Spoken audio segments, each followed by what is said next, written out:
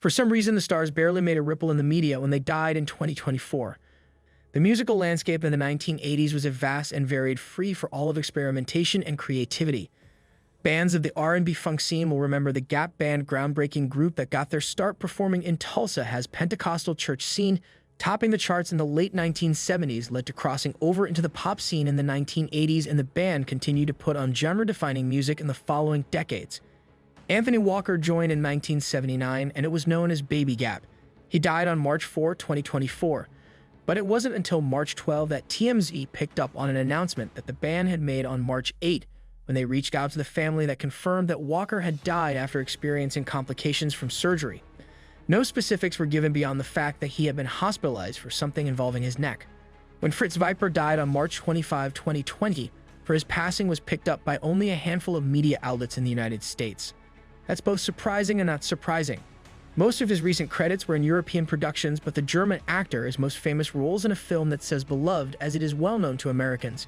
He started with Liza Minnelli in the Oscar-winning Cabaret. The 82-year-old actor was diagnosed with sepsis, a full-body infection that was deemed life-threatening. In 2023, had entered hospice care and ultimately died from the prolonged illness. He was survived by his brother, wife, and daughters. Although of Emperor's death might not have gotten much attention in the US and his home country, he was a multi-award-winning actor, the story of several long-running television shows, broadcast in more than 100 countries, and a cultural icon. With the world of ads, Stevie Ray Vaughan, had there been no W.C. Clark? Perhaps not. Vaughan's mentor was perhaps best known as the godfather of Austin blues, playing in a host of blues bands that included his own The W.C. Clark Blues Review.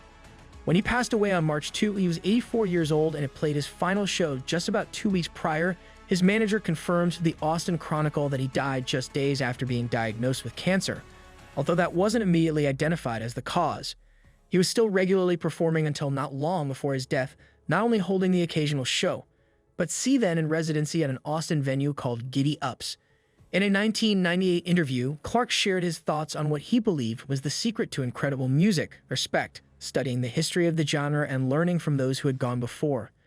The acting resume of Pamela Salem reads like a Watts Water British television and includes Doctor Who, EastEnders, and The Professionals. She's also part of one of the strangest parts of James Bond lore, to played Miss Moneypenny, and Never Say Never Again, the Sean Connery Bond film that isn't considered to be technically a canon Bond film. I'm to eliminate all free radicals. To be careful, Salem said in an interview with 007 magazine that it was Connery who suggested her for the part after they worked together in The Great Train Robbery.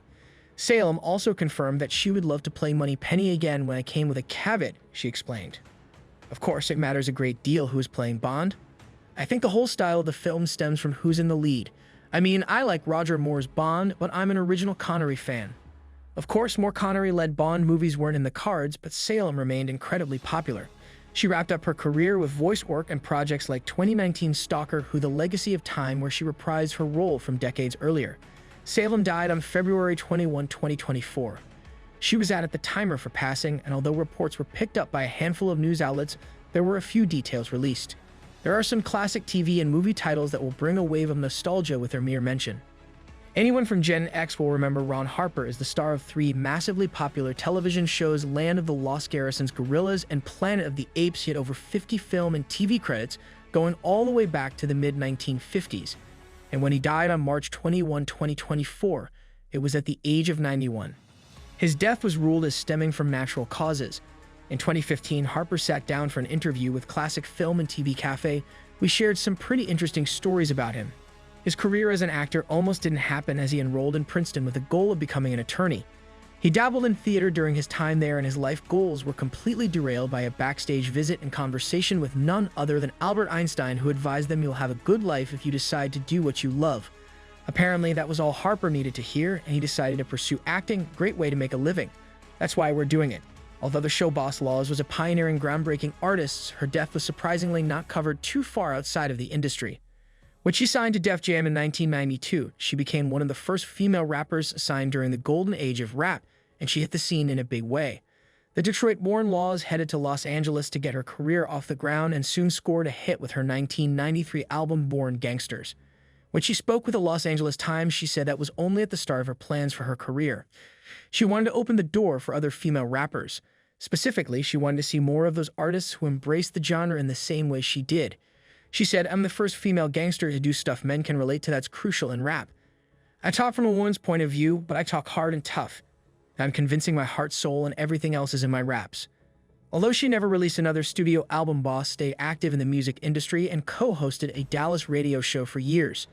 Oz died on March 11, 2024 at the age of 54. From kidney failure, Oz had suffered from severe health issues for some time, and after suffering a stroke in 2017, she was diagnosed with renal disease.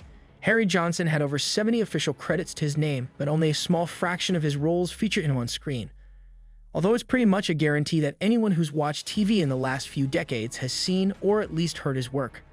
After starting out in the original Battlestar Galactica series, he appeared in shows like BJ and the Bear and MASH all the way through Buffy the Vampire Slayer and Cold Case, and that's just credited work. He was also a prolific voice actor, and in addition to doing work on various video games and advertisements, his voice was used in more than 2,000 episodes of Arias television shows. Johnson died on January 2, 2020 for the age of 81. Details about his death weren't released, although Deadline reported that it had been the result of a protracted illness. News coverage of and Macintosh's death was bigger in the UK than in the US. Macintosh was best known as one of the original cast members of The Office, playing the hilariously deadpan accountant Big Keith Bishop. Unfortunately, post-show life wasn't as successful for him as it was for some of his co-stars. And he was pretty straightforward about losing out on jobs that were even advertised as being Keith, like Macintosh declared bankruptcy in 2016. In spite of making a handful of appearances in various British comedies like Little Britain and Afterlife, in interviews, he was honest about feeling both fortunate to have played Keith and a little sad that he was typecast as a result. "Now for me, I like it." When it was announced that Macintosh had died on February 19, 2024, it was also announced that he had been facing health issues for some time. Although he posted to social media in 2022 to say that he had been hospitalized with undiagnosed health issues. It's unknown that that was a factor, as his cause of death wasn't specified. He was 50 years old.